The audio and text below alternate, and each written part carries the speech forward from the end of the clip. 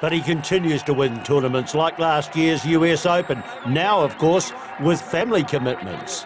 Yeah, it's little Sam wants daddy. Come on, Tiger, take her out there. Maybe he'll take her out to the presentation. I want to talk your basic values. It's interesting. In every interview I've seen of you, it is family first and golf second.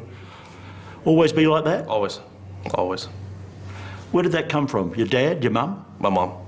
My mom. She was the disciplinarian in your family? Yes, she was, absolutely. You think my dad, being a former Special Forces operator, was the tough guy. No, he was the softie. You know, my mom was, my mom was tough.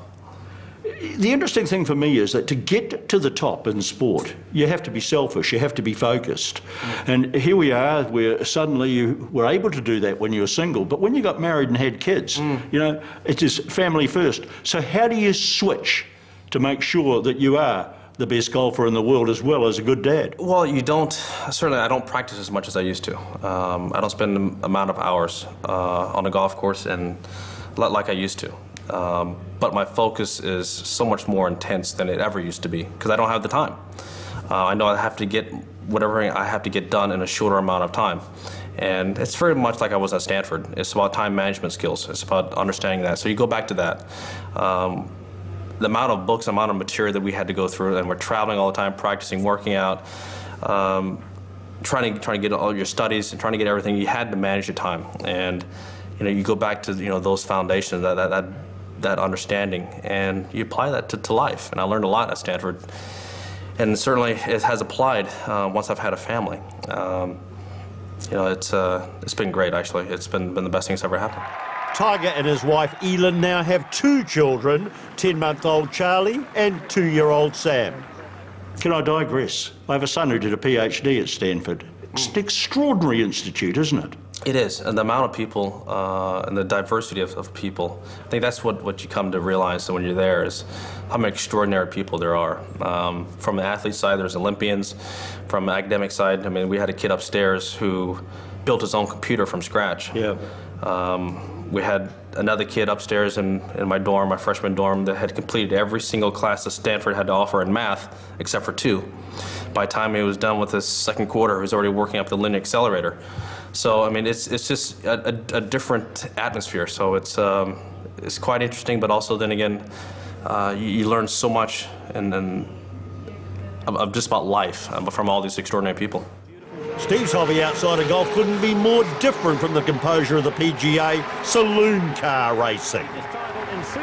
He's been down to New Zealand a couple of times. What Kiwi things did you do when he came down?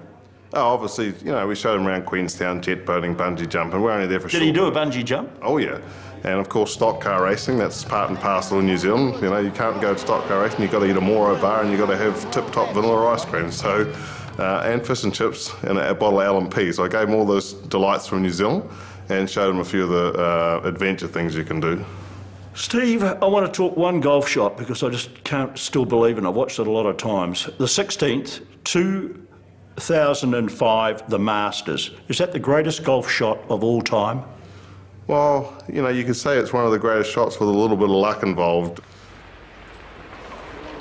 Now, here it comes.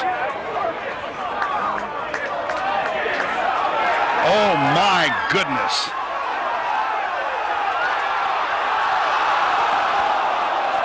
Oh, wow!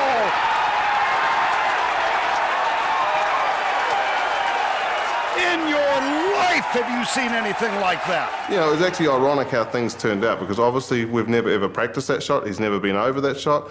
And he sort of said to me, what do you think? He walked up there and he sort of pointed out to an area. You think if I land the ball in this particular area, it'll run up that hill and come back down in the vicinity of the flag? And I sort of looked at it and said, you know, somewhere around that ball mark, and it was ironic when he hit that chip that it landed exactly on that spot that he, you know, showed me, and it, you know, rolled up there, and the rest was history. But, you know, there's a bit of luck involved in that, no question. But, you know, making 3 would have been a great score from there, let alone making 2. And finally, that last roll, it just sat on the edge, didn't it? Yeah, yeah, and then of course it rolled in with the Nike swoosh on it. So that was a, you know, promoter's dream, if you like.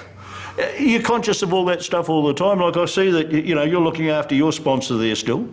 Yeah, no, you don't really pay, you know, attention to that. I mean, like I always said, the number one thing that I do is to get the best out of Tiger Woods, and that's what I'm here to do this week. How mentally tough is he? Mentally tough? Yeah, mentally tough.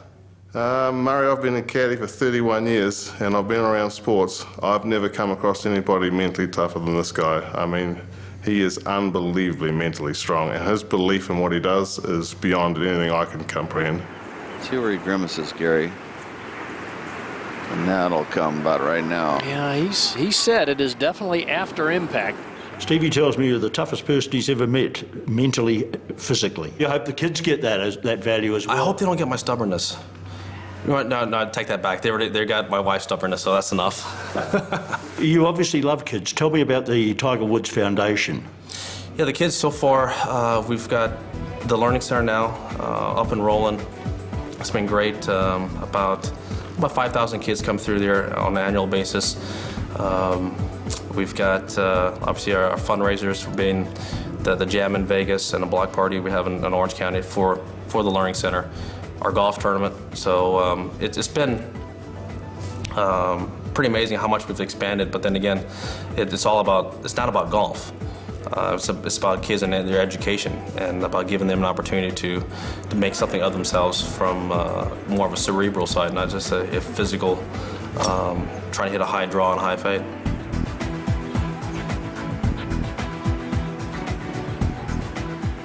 I saw him today with the crowd carrying on around him, you know, and I've seen that at Paraparaumu as well, and I saw it at Augusta. And as I said to you, it drives me nuts. His eyes glass over and he just puts his head down and he keeps on going, but he doesn't offend anybody. It's all part of the deal, isn't it? You just can't, like if he turns around and tells somebody to shoot through, he's in trouble, isn't he?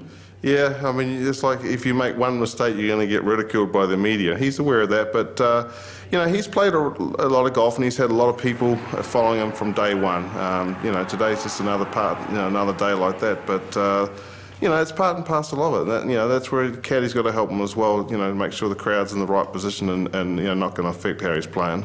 What about those golf tricks, you know, bouncing the ball? And he saw Agassi do it apparently first with a tennis racket and just held the ball on there and then and whack. Can you believe that stuff? Yeah, no, he's, as he always says, sometimes I've had far too much spare time on the range, so he loves doing that mucking around. Do you think the criticism hurts him? Well, anybody that achieves unbelievable results like he has is always going to be criticised by somebody. So criticism comes with it. You know, we both live in New Zealand. We live and breathe rugby. We know our All Blacks and the people in that environment get criticised when they're not doing well. He's no different to them.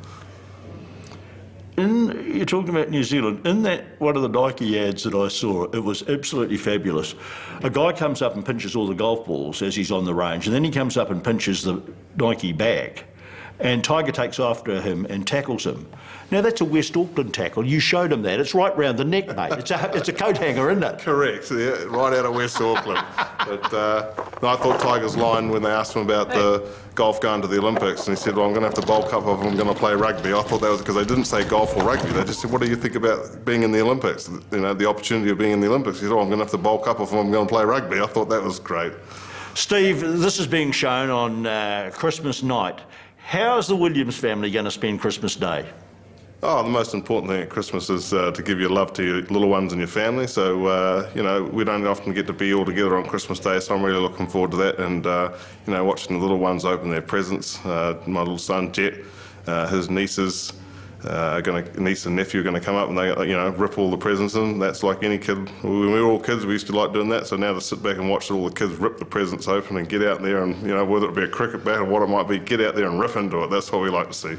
Are we ever going to see him back in New Zealand? He'll come to your place, but probably not for a tournament. No. One of my lifelong dreams, and I'm always going to stick to it, is I want to caddy for the winner of the New Zealand Open. That's one of the things I haven't ticked off in my career, and so I'll get Tiger back there before his career's over and see if I can put that dream to an end. Well, you've just given all New Zealand a lovely Christmas present. Steve, go well. Thanks, Murray.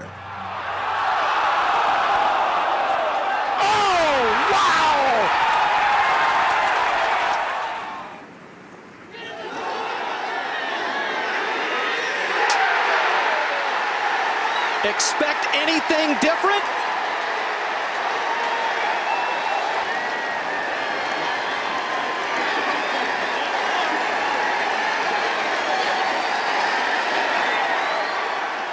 How do you spend your Christmas? We open presents in the morning, have a great time, have some big food, and for me, it's a huge day for basketball. I mean, Okay. I grew up watching the Lakers, and so we have an East Coast game, and then obviously the Lakers play the West Coast game that night, so it's perfect for me.